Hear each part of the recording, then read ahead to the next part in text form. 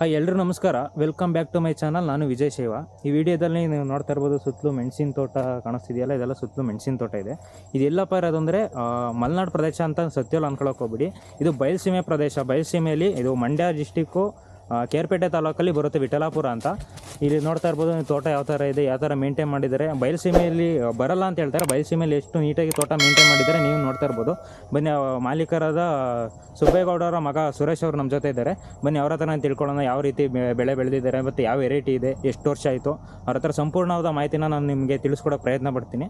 Sir ನಮಸ್ತೆ. ನಮಸ್ಕಾರ sir. ನಿಮ್ಮ ಹೆಸರು, ನಿಮ್ಮ ಅಡ್ರೆಸ್ ಎಲ್ಲಿ ಬರುತ್ತೆ ಸರ್? ಇದು ಎಕ್ಸಾಕ್ಟಾಗಿ ಅಡ್ರೆಸ್ ಎಲ್ಲಿ ಬರುತ್ತೆ? ಇದು ನಮ್ಮ ಹೆಸರು VS ಸುರೇಶ್ ಅಂತ, ವಿಠಲಾಪುರ, KR ಪೇಟೆ ತಾಲೂಕು, ಮಂಡ್ಯ ಜಿಲ್ಲೆ, ಬೂಗನಕೆರೆ ಹೋಬಳಿ. ಸರ್, ಇಷ್ಟು ಈಗ ಪ್ಲ್ಯಾನ್ ಮಾಡಿದ್ದು ಸರ್, ಇಲ್ಲಿ ಬೆಳೆಯಲ್ಲ. ಸುಮಾರು ಕಡೆ ನಾವು ವೀಡಿಯೋಸ್ಗಳಲ್ಲಿ ಸುಮಾರು ಕಡೆ ಬಯಲುಸೀಮೆಯಲ್ಲಿ ಈಗ ಮಸಾಲ ಪದಾರ್ಥಗಳು, ಚಕ್ಕೆ ಆಗಿರ್ಬೋದು, ಲವಂಗ ಆಗಿರ್ಬೋದು, ಏಲಕ್ಕಿ ಆಗಿರ್ಬೋದು, ಮೆಣಸಾಗಿರ್ಬೋದು ಬರಲ್ಲ ಅಂತ ಸುಮಾರು ಜನ ಟಾಕಿಂಗ್ ಇದೆ. ಬಟ್ ಇಲ್ಲಿ ಮಂಡ್ಯ ಜಿಲ್ಲೆಯಲ್ಲಿ ನೀರಿಲ್ಲದೆ ಇರೋ ಜಾಗದಲ್ಲಿ ಇಂಥ ಬೆಳಿಬೇಕು ಅಂತ ನಿಮ್ಗೆ ಯಾವ ಥರ ಬಂತು ಐಡಿಯಾ? ಏನಿಲ್ಲ, ಇದು ಬರಡು ಭೂಮಿ. ಒಂದು 40-50 ವರ್ಷದಿಂದ ಪಾಳು ಬಿದ್ದಿತ್ತಿದು. ನಾನು 8x8 ಅಡಿಕೆ ಮಾಡೋಣ ಅಂತೇಳಿ ಟ್ರಂಚ್ ಓಡಿಸ್ದೆ. ಟ್ರಂಚ್ ಓಡಿಸಾದ್ಮೇಲೆ ಏನಾಯ್ತು, ಇಲ್ಲೆಲ್ಲ ರೋಡಲ್ಲಿ ಓಡಾಡೋದು, ಮೈನ್ ರೋಡ್ ಬೇರೆ ಅಲ್ಲ, ರೋಡಲ್ಲಿ ಓಡಾಡೋರೆಲ್ಲ ಬೇಡ, ಅಡಿಕೆ ಹೋಗ್ಬಿಡ್ತದೆ, ಮಾಡಬೇಡಿ, 1 ವರ್ಷ ನೀರಿಲ್ಲ, ಬರ ಆಗ್ಬಿಟ್ರು ನೀವು ತಡ್ಕೊಳಕ್ಕಾಗಲ್ಲ, ಅಡಿಕೆ ನೀರು ಕಮ್ಮಿ ಅಂತ ಹೇಳಿದ್ರು. ಅದಕ್ಕೆ ಏನು ಮಾಡಿದೆ, ನನಗೆ ಬಾಳೆ ಹಾಕೋಣ, ಬಾಳೆ ಹಾಕ್ಬಿಟ್ಟು ಅಡಿಕೆ ಹಾಕೋಣ ಅಂದ್ಕೊಂಡು ನಾನು ನೇಂದ್ರ ಬಾಳೆ ನೋಡೋಣ ಅಂತ, ಎಂತಪ್ಪ ಅದು, ಗದ್ಗೆ, ಕೆಂಗಣ್ಣ ಸ್ವಾಮಿ ಗದ್ಗೆ ಹತ್ರ ಹೋಗಿದ್ದೆ. ಅಲ್ಲೆಲ್ಲ ಸುಮಾರು ಜಮೀನು ಹತ್ರ ಎಲ್ಲ ಹೋದಾಗ ಪ್ಲ್ಯಾಂಟೇಷನ್ ಮಾಡಿರೋ ಹತ್ರ ಅವರೆಲ್ಲ ಸಿಲ್ವರ್ ಹಾಕ್ಬಿಟ್ಟಿದ್ರು. ಏನಕ್ಕೆ ಸಿಲ್ವರ್? ಅಯ್ಯೋ ಸಾರ್, ವ್ಯವಸಾಯ ಮಾಡೋಕ್ಕಾಗಲ್ಲ, ಸಿಲ್ವರ್ ಹಾಕಿರ್ತೀವಿ, 10-15 ವರ್ಷಕ್ಕೆ ಬರಲಿ ಅಂತ ಕಾಲಕ್ಕೆ ಮಾರ್ಕೊಂಡ್ರಾಯ್ತು ಅಂತ. ನಾನು ಸುಮ್ಮನೆ ಬಂದನು ಏನು ಮಾಡಿದೆ, ಸಿಲ್ವರ್ ಹಾಕ್ಬಿಟ್ಟು ಮಧ್ಯೆ ಬಾಳೆ ಹಾಕ್ಬಿಟ್ಟೆ. 2 ವರ್ಷ 3 ವರ್ಷ 2 ವರ್ಷ ಬಾಳೆ ತಗೊಂಡೆ. ಬಾಳೆ ತಗೊಂಡಾದ್ಮೇಲೆ ಸಿಲ್ವರ್ ಗಿಡನೂ ಹೇಳ್ತು. ಹಿಂಗೆ ಇದೆ ಒಂದು ಈ ಥರ ನೇಚರ್ ಆಫ್ ಇಂಡಿಯಾ ಅಂತ ಒಂದು ಯೂಟ್ಯೂಬ್ ಚಾನಲ್ ಬಂದಿತ್ತು. ಅದರಲ್ಲಿ ಒಬ್ರು ಹಿಂಗೆ ಸಿಲ್ವರ್ಗೆ ಮೆಣಸು ಮಾಡಿದರು, ಇಲ್ಲೇ ಹಳ್ಳಿ ಮೈಸೂರು ಹತ್ರ, ಒಳನೇಸೂಪುರ ತಾಲೂಕು. ಅಲ್ಲೋಗಿ ನೋಡಿದ್ಮೇಲೆ ನಾನು ಯಾಕೆ ಮಾಡ್ಬೋದು ಮೆಣಸು ಅಂತೇಳಿ 2021ರಲ್ಲಿ ಪ್ಲ್ಯಾಂಟೇಷನ್ ಮಾಡಿದೆ. ಸರ್, ಎಷ್ಟು ಪ್ಲ್ಯಾಂಟ್ಸ್ ಇದೆ ಇಲ್ಲಿ? ಟೋಟಲಿ 2000 ಆಯ್ತು ಇಲ್ಲಿ. Sir, variety? ಇದು ಪನೀರ್ 1 ಫುಲ್ಲು, ಎಲ್ಲ ಪನೀರ್ 1. ನಾವೆಲ್ಲ ಸಕಲೇಶ್ವರ ಹತ್ರ ಬಾಳುಪೇಟೆ ಅಂತ ಬರುತ್ತೆ, ಅಲ್ಲಿ ಮುಂದೆ ಹೋದ್ರೆ ವಂಕ್ರಳ್ಳಿ ಅಂತ ಇದೆ. ಅಲ್ಲಿ ಒಂದು ಊರಲ್ಲಿ ಫುಲ್ಲು ಬರೀ ನರ್ಸರಿನೇ ಮಾಡ್ತಾರೆ. ನಾವು ಅವ್ರ ಹತ್ರದಿಂದ ತರಿಸ್ಕೊಂಡಿದ್ದೋ, 2000 ಗಿಡ ತರಿಸಿದ್ದೋ, ಒಂದು ಗಿಡನೂ ಫೇಲ್ಯೂರ್ ಆಗಿಲ್ಲ.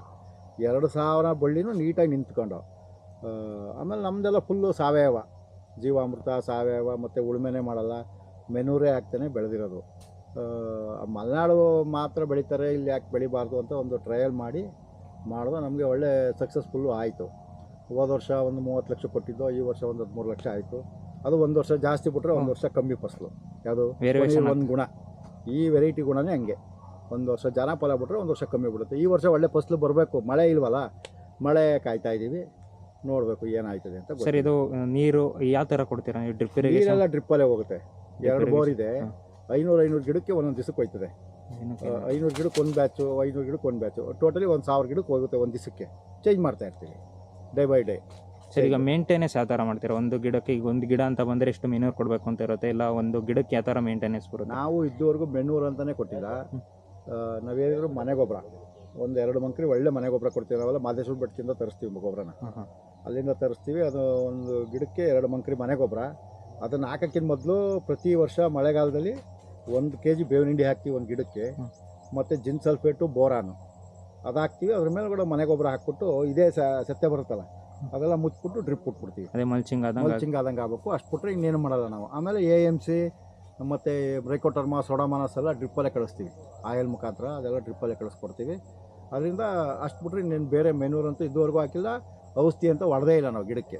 ಈಗ ಸ್ಟಾರ್ಟಿಂಗು ಸರ್, ಈಗ ರೈತರು ಮಾಡಬೇಕು ಅಂತ ಇರ್ತಾರೆ, ಅವ್ರೀಗ ಮಾಡಬೇಕು, ಯಾವ ಥರ ಪ್ರೊಸೀಜರ್ನ ಇದು ಮಾಡಬೇಕು, ಗುಂಡಿ ಯಾವ ಥರ ಇದು ಮಾಡಬೇಕು, ಈಗ ನೆಡಬೇಕು ಅಂದ್ರೆ ಯಾವ ವೆರೈಟಿನ ಚೂಸ್ ಮಾಡ್ಕೊಬೇಕು? ಏನು ಅಂದರೆ, ನಿಮ್ಮ ಭೂಮಿಲೇ ನೀರೇ ನಿಲ್ಲಬಾರ್ದು, ಎಂಥ ಮಳೆ ಹೋದ್ರೂ ಗಿಡದ ಸುತ್ತ ನೀರು ನಿಲ್ಲಬಾರ್ದು. ಆ ಥರ ಟ್ರಂಚ್ ವ್ಯವಸ್ಥೆ ಆಗಬೇಕು, ನೀರು ನಿಲ್ಲದೇ ಇರೋ ಜಾಗ ಆಗಬೇಕು. ಈಗ ನಮ್ಮ ನೋಡಿ, ಈಗ ಮೇಲ್ಗಡೆಯಿಂದ ಕೆಳಗಡೆ ಗಂಟು ಡೌನ್ ಇದೆ, ನೀವು ಎಷ್ಟೇ ಮಳೆ ಹೋದರೂ ನೀರೇ ನಿಲ್ಲಲ್ಲ, ಕೆಳಗಡೆ ಹೊಟ್ಟೋಗುತ್ತೆ ನೀರು.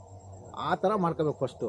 ಟ್ರಂಚು ವ್ಯವಸ್ಥೆನ, ನೀರು ನಿಂತ್ಕೊತವೆ ಅನ್ನೋದಾದರೆ ಟ್ರಂಚ್ ವ್ಯವಸ್ಥೆ ಇಂಥವೆಲ್ಲ ಮಾಡ್ಕೊಂಡು ಏನಿಲ್ಲ. ಈಗ ನೀವು ಸಿಲ್ವರ್ ಮಾಡಬೇಕು, ಇಲ್ಲ ಅಡಿಕೆಗೆ ಮಾಡಬೇಕು, ಇನ್ನು ಬೇರೆ ಯಾವ ಗಿಡಕ್ಕೂ ಮಾಡೋಕ್ಕಾಗಲ್ಲ. ಈಗ ಅದೇನೋ ಧೂಪದ ಗಿಡ ಅಂತೆಲ್ಲ ಬಂದೈತೆ ಅಂತ ನಾವೆಲ್ಲ ನೋಡಿಲ್ಲ ಒಟ್ಟಲ್ಲಿ.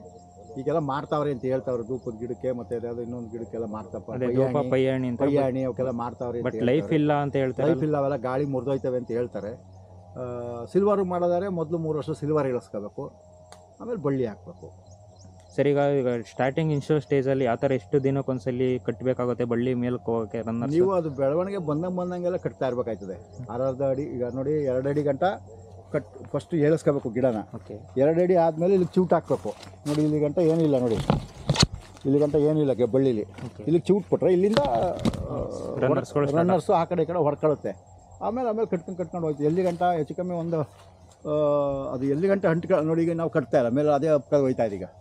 ಈಗೇನು ಕಟ್ಟಿ ಹಾಕಿಲ್ಲ ನಾವು, 1 ವರ್ಷ ಆಯ್ತು ಹಾಕಕ್ಕೆ ನಿಲ್ಲಿಸಿ. ಓಕೆ. ಆಮೇಲೆ ನಾವೆಲ್ಲ ಕಟ್ಟಿ ಹಾಕಿರೋದೆಲ್ಲ ಬರೀ ಸೀರೆಲೆ, ಹಳೆ ಸೀರೆಗಳು ಬರ್ತಾವಲ್ಲ ಅದನ್ನ ತಗೊಂಡು ಹರ್ಕೊಂಡು ಹಾಕಿದ್ದೀವಿ. ಸರ್ ಅದು ಸೀರೆನೇ ಚೂಸ್ ಮಾಡ್ಕೊಂಡಿದ್ದೇನಕ್ಕೆ? ಅದು ಎಕ್ಸ್ಪೆಂಡ್ ಆಗುತ್ತೆ ಹಿಂಗೆ ಸೀರೆ. ಬಳ್ಳಿ ದಪ್ಪ ಆಯ್ತಾ ಅದು ನೀವು ದಾರದಲ್ಲೋ ವೈರಲ್ಲೇ ಕಟ್ಟಿದ್ರೆ ಏನಾಗ್ತದೆ, ಬಳ್ಳಿ ಕೂದಂಗೆ ಆಗ್ಬಿಡ್ತದೆ. Okay okay. ಅದರಿಂದ ಸೀರೆಲ್ಲೇ ಕಟ್ಟಿದ್ರೆ ಒಳ್ಳೆಯದು. ಸೀರೆಯಲ್ಲಿ ಮಾಡಬೇಕು. ಸರ್ ಈಗ ಕ್ರಾಪಿಂಗ್ ಬರೋದು ಯಾವ ಟೈಮಲ್ಲಿ ಮತ್ತು ಹಾರ್ವೆಸ್ಟ್ ಮಾಡೋದು ಯಾವ ಟೈಮಲ್ಲಿ? ನಮಗೆ ಏನೇ ಆದರೂ ಮಳೆಗಾಲ ಜೂನ್ ಜುಲೈಯಲ್ಲಿ ಫ್ಲವರಿಂಗ್ ಆಗೋದು. ಓಕೆ. ಯಾವುದು ಬಳ್ಳಿಲಿ ಫ್ಲವರಿಂಗ್ ಆಗ್ಬೇಕಾದ್ರೆ ಜೂನ್ ಜುಲೈಯಲ್ಲಿ ಒಳ್ಳೆ ಮಳೆ ಆಗಬೇಕು. ಮಳೆ ಅಂದರೆ ನಮಗೆ ಅತಿ ಜೋರು ಮಳೆನೂ ಬೇಕಿಲ್ಲ, ತುಂತುರು ಮಳೆ ಆದರೂ ಸಾಕು. ಒಂದು 4 ದಿವಸ 5 ದಿವಸ ಒಳ್ಳೆ ಮಳೆ ಹಿಡ್ಕೊಬಿಟ್ರೆ ಮೇಲಿಂದ ಅನುಗ್ತಾ ಇರಬೇಕು ನೀರು. ಆ ಥರ ಆದರೆ ಎಲೆ ಚಿಗುರು ಬರುತ್ತೆ ಮತ್ತು ಅಲ್ಲೇ ಫ್ಲವರಿಂಗು ಬರುತ್ತೆ. ಜೂನ್ ಜುಲೈಯಲ್ಲಿ ಆಲ್ಮೋಸ್ಟ್ ಅಲ್ಲಿ ಜುಲೈ ಲಾಸ್ಟ್ ಎಂಡಷ್ಟೆಲ್ಲ ಫ್ಲವರಿಂಗ್ ಆಗೋಗುತ್ತೆ. ನಮಗೆ ಇದ್ರು ಕಟಾವು ಮಾಡೋದು ಫೆಬ್ರವರಿ ಟೈಮಲ್ಲಿ ಕಡೆ ವಾರ. ಸರ್ ಈಗ ಒಂದು ಗಿಡ ಟಾರ್ಗೆಟ್ ಹಂಗೆ ತಗೊಂಡ್ರೆ ಒಂದು ಗಿಡದಲ್ಲಿ ಎಷ್ಟು ಕೆಜಿನ ನಾವು ತೆಗಿಬೋದು? ಸರ್ ಬಳ್ಳಿ ಚೆನ್ನಾಗಿದ್ದು ಒಳ್ಳೆ ಅದಕ್ಕೆ 7-8 ವರ್ಷ ಪ್ರಾಯದ ಬಳ್ಳಿ ಆದರೆ ಮಿನಿಮಮ್ 20 kg ತೆಗಿಬೋದು. 20 kg ಒಂದು ಗಿಡ ಹಸಿಕಾಯಿ. ಡ್ರೈ ಆದರೆ ಒಂದು 8-6 kg ಆಯ್ತದೆ. ಒಂದು 5-7 kg ಸಿಗುತ್ತೆ. ಸರ್ ಈಗ ಪ್ರೆಸೆಂಟ್ ಈಗ ಪ್ರೈಸ್ ಆಲ್ಮೋಸ್ಟ್ ಅವರೇಜು ಇರ್ತೀನಿ ಅಂದರೆ ಟಾರ್ಗೆಟ್ ಮಾಡಿ ಐತೆ 690-700 ರೂಪಾಯಿ ಮಾಮೂಲಿ ಇದ್ದೇ ಇದೆ. ನಮಗೆಲ್ಲ ಜಾಸ್ತಿ ಕೊಡಬೇಕು ಸರ್ ಪ್ರೈಸು, ಯಾಕೆಂದರೆ ಇವೆಲ್ಲ ಸಾವಯವದಲ್ಲಿ ಬೆಳಿತೀವಿ ನಾವು. ಒಂದೇ ಒಂಚೂರು ಗೊಬ್ಬರ ಹಾಕಲ್ಲ, ಏನಿಲ್ಲ. ಏನು ಮಾಡ್ತೀರಿ, ಸರ್ಕಾರ ಯಾವುದು ಸಹ ಇಲ್ಲ. ಬಟ್ ರೈತರಿಗೂ ಅಷ್ಟು ಈಗ ಬ್ರೋಕರ್ಗಳು ಸಾವಯವ ಯಾಕೆ ಮಾಡ್ತಾ ಇದೀವಿ ಅಂದರೆ ನಮ್ಗೆ ಆದಾಯಕ್ಕಿಂತ ಮೂಲ ಏನು ಅಂದರೆ ಬಳ್ಳಿಗೆ ರೋಗ ಬರಬಾರ್ದು, ಬೆನ್ನೂರು ಹಾಕಿದ್ರೆ ರೋಗ ಎಲ್ಲ ಬರುತ್ತೆ ಅಂತೇಳಿ ಬೇಡ ಅಂತೇಳಿ ಮೊದಲಿಂದ ಸ್ಟಾರ್ಟಿಂಗಿಂದ ಸಾವಯವರೇ ನಾವು ಇದುವರೆಗೂ ಏನು ಒಂದೇ ಒಂದು ಚೂರು ಸೋಗಿಸಿಲ್ಲ. ಸರ್ ಈಗ ನೀವೇ ಮಾರ್ಕೆಟಿಂಗ್ ಮಾಡ್ತೀರಾ ಇಲ್ಲ ಬೇರೆ ಹೊರಗಡೆ? ಈಗ ಇದ್ದು ಹೋದ್ಸಲಿ ಏನಾಗಿತ್ತು, ಹೋದ ವರ್ಷ ಫುಲ್ಲು ಗಿಡದ ಸಹಿತನೇ ಕೊಟ್ಬಿಟ್ಟಿದ್ದು. ಅವರೇ ಕುಯ್ಕೋಗೋದು ಎಲ್ಲ ನಮ್ದು ಏನೂ ಇಲ್ಲ. ಈ ಸಲ ಯಾವ ಥರ ಕೊಟ್ಟು ಅಂದರೆ ಹಸಿಕಾಯಿ ಕುಯ್ಕೊಳ್ಳೋದು 200 ರೂಪಾಯಿ kg. ಹಸಿ ಅವರೇ ಕುಯ್ಕೊಳ್ಳೋದು, ನಮ್ಗೆ 200 ರೂಪಾಯಿ kg ಕೊಟ್ಟಿದ್ದು. ಸರ್ ಅದರಲ್ಲಿ ನಿಮಗೆ ಆಗಿತ್ತು ಅಷ್ಟೇ. ಸರ್ ನಿಮ್ಗೆ ಈಗ ನೀವು ಅದು ಹೋದ್ಸಲಿ ಕೊಟ್ಟಿರೋದು ಈ ಸಲ ಕೊಟ್ಟರೆ ನಿಮಗೆ ಟಾರ್ಗೆಟ್ ಮಾಡಿದ್ರೆ ಯಾವ್ದು ಬೆಟರ್ ಅನಿಸುತ್ತೆ? ಈಗ ಹಸಿಕಾಯಿ ಕೊಡೋದೇ ಬೆಟರ್. ಯಾಕೆಂದರೆ ಒಟ್ಟಿಗೆ ಉಂಡೆ ಕೊಟ್ಟರೆ ನಮಗೂ ಲಾಸು ಅವ್ರಿಗೂ ಲಾಸು, ಏನೂ ಗೊತ್ತಾಗಲ್ಲ. ಇದಾದರೆ ತೂಕ ಇರುತ್ತೆ, ಎಲ್ಲರಿಗೂ ಗೊತ್ತಾಗುತ್ತೆ. ತೂಕ ಎಷ್ಟು ಇರುತ್ತೆ. ಈಗ ಹೆಂಗೆ ಹೋದ್ರು 3 kg 1 kg ಬಂದೇ ಬರುತ್ತೆ. ಓಕೆ. ಅದರಿಂದ 600 ರೂಪಾಯಿ ಕೊಟ್ಟರೆ ಅವ್ರಿಗೂ ಖರ್ಚು ಬರುತ್ತಲ್ಲ, ಕುಯ್ಯೋ ಖರ್ಚೆಲ್ಲ ಅವ್ರಿಗೂ ಬರುತ್ತೆ. ಅದರಿಂದ ತೂಕ ಕೊಡೋದು ಒಳ್ಳೆಯದು. ಇಲ್ಲ ನಾವೇ ಕೂದು ಮಾಡಿದ್ರೆ ಇನ್ನೂ ಒಳ್ಳೆಯದು. ಈ ವರ್ಷದ ನಾವು ಮಾಡ್ತೀವಿ, ನಾವೇ ಈ ಸಲ ಎಲ್ಲ ಪ್ರೊಸೆಸ್ ಮಾಡಿ ಈಗೆಲ್ಲ ಕಣ ಗಿಣ ಎಲ್ಲ ಮಾಡ್ತಾಯಿದ್ದೀವಿ. ಅದೆಲ್ಲ ಆದಮೇಲೆ ಸರ್ ಅದು ಏನು ಪ್ರೊಸೆಸ್ ಮಾಡಿದ್ರೆ ಸ್ಟೋರ್ ಮಾಡಿ ಇದು ಮಾಡ್ಬೋದು ಅಂತಾರಲ್ಲ, ನೀವು ಎಷ್ಟು ವರ್ಷ ಬೇಕಾದ್ರೆ ಮಡಿಕೋಬೋದು, ಏನೂ ಆಗಲ್ಲ. ಮೆಣಸು ಕೆಡೋದೇ ಇಲ್ಲ. ಮೆಣಸು ಅದೇ ಹೇಳೋದು ಕಪ್ಪು ಚಿನ್ನ ಇದ್ದಂಗೆ, ನೀವು ಎಷ್ಟು ದಿವಸನಾರು ಮಡಿಕೋಬೋದು, ಅದೇನು ಉಳಿಯೋದು ಇಲ್ಲ ಕೆಡೋದು ಇಲ್ಲ. ಸರ್ ಇದ್ರ ಜೊತೆ ನೀವೇನೇನು ಇದು ಮಾಡಿದ್ದೀರಾ ಈಗ ಬೆಳೆ? ಸರ್ ಈಗ ಮೆಣಸು ಜೊತೆಗೆ ಏನೇನು? ಈ ತೋಟ 3.5 ಎಕರೆ, ಇಲ್ಲಿ ಮಾತ್ರ ಬರೀ ಮೆಣಸು. ಇನ್ನೊಂದು ಕಡೆ 20 ಎಕರೆ ಐತೆ. ಅಲ್ಲಿ ಒಂದು ಫ್ಲ್ಯಾಟು 15 ಎಕರೆಯಲ್ಲಿ ಸಮಗ್ರ ಕೃಷಿ ಅಂದರೆ ತೆಂಗು ಮೇಜರು, ಸೆಕೆಂಡ್ ಅಡಿಕೆ ಮೇಜರು. ಅದು ಬಿಟ್ರೆ ಜಾಯ್ಕಾಯಿ ಒಂದು 400 ಗಿಡ ಐತೆ. ಅದು ಬಿಟ್ರೆ ಕೊಕ್ಕೋ, ಕಾಫಿ ಮತ್ತು ಬಟರ್ ಫ್ರೂಟ್ಸು ಎಲ್ಲ ಥರ ವೆರೈಟಿ ಮಾಡಿದ್ದೀವಿ ಅಲ್ಲಿ. ಇನ್ನೊಂದು ಕಡೆ ಒಂದು 5 ಎಕರೆ ಐತೆ, ಅಲ್ಲಿ ಸಪೋಟ ಒಂದು 200 ಗಿಡ ಮಾಡಿದ್ದೀವಿ, ಅಡಿಕೆ ಮಾಡಿದ್ದೀವಿ, ತೆಂಗು ಮಾಡಿದ್ದೀವಿ, ಜಾಯ್ಕಾಯಿ ಮಾಡಿದ್ದೀವಿ ಈಗ. ಓಕೆ ಸ್ನೇಹಿತರೆ, ಅದು ಆ ತೋಟನ ನಾನು ಆದಷ್ಟು ನೋಡಿ ವಿಡಿಯೋ ಮಾಡೋಕ್ಕೆ ಪ್ರಯತ್ನ ಪಡ್ತೀನಿ ಸಮಯದ ಅಭಾವದಿಂದ. ನೋಡಿ ಈಗ ನೋಡ್ತಾ ಇರ್ಬೋದು ತೋಟ ಯಾವುದೇ ರೀತಿ ಇದೆ. ಇಲ್ಲಿ ಆ ಕಡೆ ತುದಿಯಿಂದ ನಿಂತ್ಕೊಂಡ್ರೆ ಈ ಕಡೆ ತುದಿವರೆಗೂ ಒಂದೇ ಲೆವೆಲಲ್ಲಿ ಒಂದೇ ಥರ ಹೆಂಗೆ ಕಾಣಿಸ್ತಿದೆ ನೋಡ್ತಾ ಇರ್ಬೋದು. ಬಳ್ಳಿಗಳು ನೋಡಿ ಒಂದು 20-25 ಅಡಿ ಗಂಟಲು ಹೋಗಿದೆ. ಬಟ್ ಕುಯ್ಯೋಕ್ಕೆ ಆ ಥರ ರಿಸ್ಕ್ ಏನೆಲ್ಲ? ಸರ್ ಕುಯ್ಯೋಕ್ಕೆಲ್ಲ ಏನು ವ್ಯವಸ್ಥೆ ಮಾಡ್ಕೊಂಡಿದ್ದಾರೆ ಸರ್? ಏಣಿ ಇದೆ, ಏಣಿಗಳವೆ 10 ಥರ ಕುಯ್ತಾರೆ.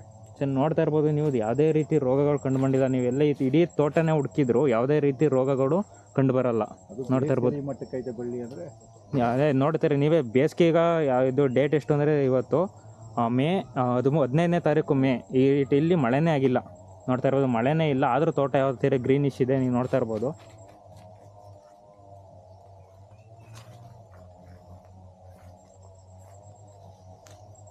ಸರ್ ಈಗ ರೈತರು ಬೆಳಿಬೇಕು ಅಂತ ಪ್ರಯತ್ನ ಪಡಿ, ಮಲೆನಾಡಾದರೂ ಸರಿ ಇಲ್ಲಾದರೂ ಬೆಳಿಬೇಕು ಅಂತ ಪ್ರಯತ್ನ ಪಡ್ತಿರ್ತಾರೆ.